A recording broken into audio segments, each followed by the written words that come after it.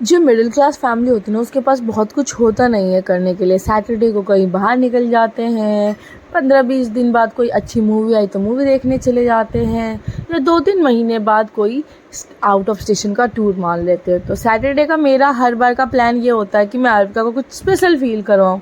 इस बार मुझे समझ नहीं आ रहा था क्या मैं स्पेशल फ़ील करवाऊँ, क्योंकि I was alone at home with my mother. तो आई वॉज लाइक कि चलो ठीक है, हम लोग मॉल चलते हैं और मॉल जाके अर्पिता के लिए कुछ करेंगे। तो हम लोग मॉल गए, फिर मुझे पता चला कि वहाँ पे एक प्ले ज़ोन भी है। तो फिर मेरे को पता चल गया था कि मुझे वहाँ अर्पिता को लेके जाना है। और ये प्ले ज़ोन ना सच में बहुत बहुत ज़्यादा मतलब मुझे पसंद आया, क्योंकि सबसे बड़ी चीज़ जो इसमें मुझे लगी, क्योंकि इसमें एक पेरेंट भी जा सकता था। मतलब मैं अर्पिता के साथ सारा टाइम रही और ये इतना ज़्यादा फ्रेंडली था। और इसमें बहुत सारी चीज़ें नहीं थी, कई सारे प्ले ज़ोन ऐसे होते हैं जिसमें कचर पचर सब कुछ भरा रहता है, लेकिन इसमें ऐसा नहीं था। यहाँ पे साफ़ सुथरे कुछ ऐसी चीज़ें थी जो बहुत ही अच्छी थी, बहुत स्पेशल थी। और जो यहाँ का जो ये फिसलम पट्टी, मैं इसे बोलती हूँ, बहुत ही अच्छा था, क्योंकि उसमें लाइट जल रही थी और मेरे को बहुत अच्छा लग रहा था।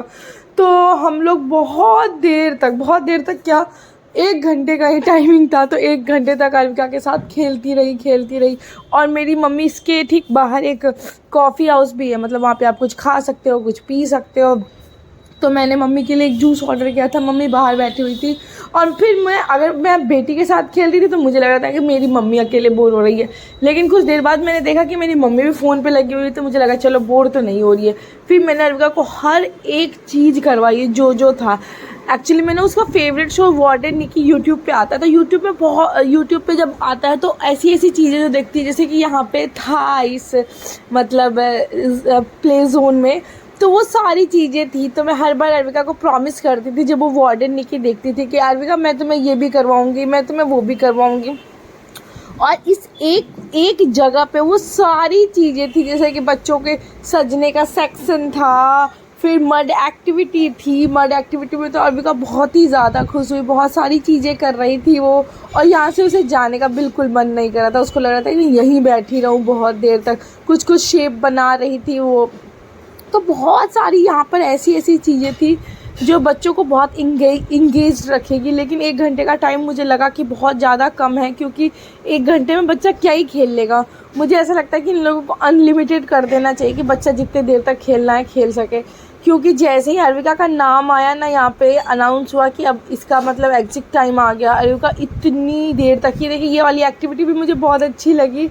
अर्पिता बिल्कुल, ये भी मैंने उसको मतलब प्रॉमिस किया था जब मैंने यूट्यूब में ऐसा कोई वीडियो देखा था कि मैं अर्पिता को ये करवाऊँगी, और आज मुझे ये भी करवाने का मौका मिल गया, तो मुझे बहुत ही अच्छा लगा।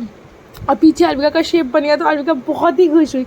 और अर्पिता को सबसे ज़्यादा अच्छा तब लगता है जब भी हम लोग किसी प्ले जोन में जाते हैं और उनके वहाँ के हेल्पर्स जो होते हैं वो अर्पिता को कुछ करवाए या वो अर्पिता के लिए क्लैपिंग करे, तो अर्पिता को बहुत अच्छा लगता है। तो यहाँ के जो जितने भी हेल्पर्स थे वो बहुत ही अच्छे थे और अर्पिता के हर चीज़ में सपोर्ट कर रहे थे। यहाँ पे तो हम लोग बहुत देर तक खेलते रहे थे सच में। लेकिन मुझे यही लगा कि जब हमारा एग्जिट टाइम आया ना, उस समय अर्पिता इतना ज़्यादा दुखी हो गई। वो एकदम से, ये पानी वाली एक्टिविटी बिल्कुल बकवास थी, एकदम से रोने लग गई। उसको जाना ही नहीं था, उसने इतना बड़ा मुंह फुला लिया। वो बस एक ही चीज़ बोलती रही कि जैसे ही मैंने